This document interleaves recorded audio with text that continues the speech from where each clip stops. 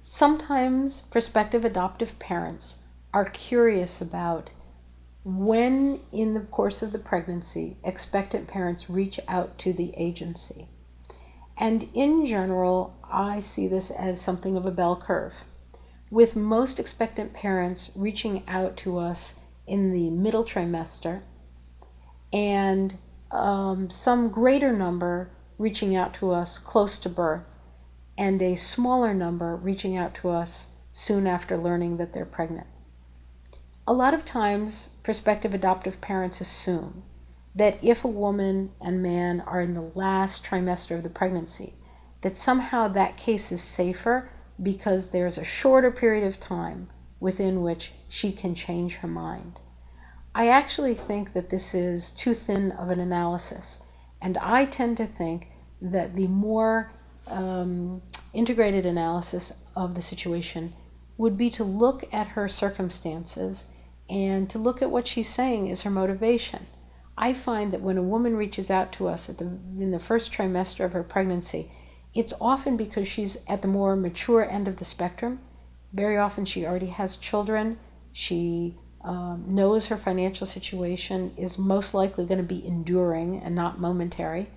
And she's trying to make a plan about whether an adoption plan will be appropriate for her child and possible. So she doesn't want to leave this to the last minute. So I actually find that women who are making these decisions at the early part of their pregnancy are cases that are generally fairly solid. And then people who are making their decisions towards the end of the pregnancy, they too may be solid in many cases, but a lot of times they're making that decision at the very end of the pregnancy because they've been thinking about parenting throughout, and then they're having a momentary, thought otherwise, and sometimes it's enduring. But in short, I don't think how long she has to go in her pregnancy is the single factor to look at in terms of whether the situation is likely to go forward or a risky situation.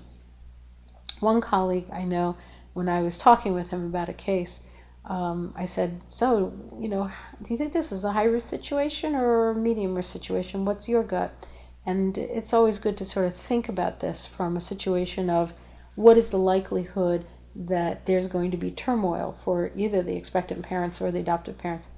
Anyway, he said, I no longer think about low, medium, or high risk. He said, in all these situations, there's simply risk. He said, my risk, she's 21 years old now.